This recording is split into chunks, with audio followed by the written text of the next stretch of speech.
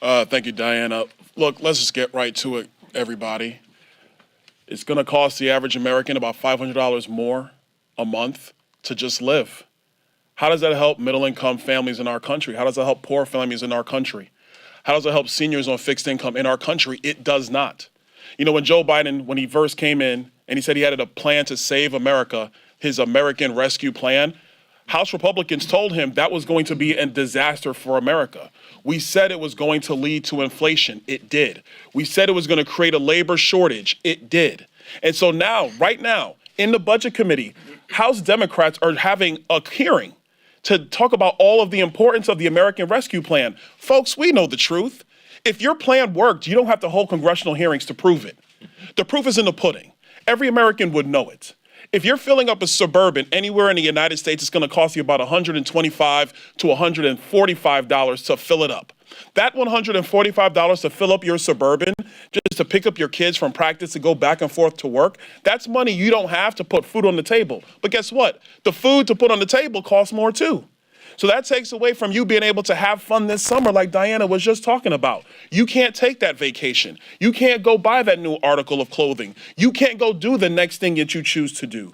This inflation is the largest tax increase on poor families and middle-income families in decades in the United States, all brought to us by Joe Biden. Frankly, a president who has no idea how an economy actually works. This White House likes to talk about building an economy for the middle class. That's literally what they were saying yesterday. The president's probably going to say it in about an hour in Philadelphia. Well, guess what, folks?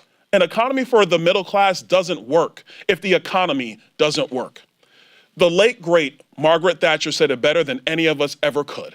Joe Biden and the Democrats would prefer the poor be poorer, so the rich are less rich.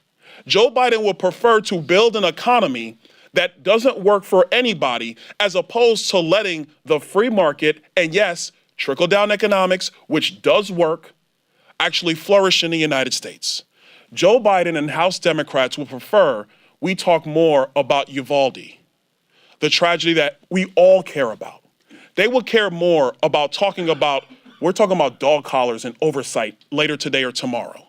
They would prefer to talk about January 6th than actually do the job here in Congress and actually work on supply chains, work on energy, work on inflation, and do our job for the American people. And last thing I'll say is this. For the people amongst the House Democrats and among the administration who say, oh, just go buy an electric car, it's better. Your electric car costs about $55,000 to $60,000 on average. Most Americans can't afford that.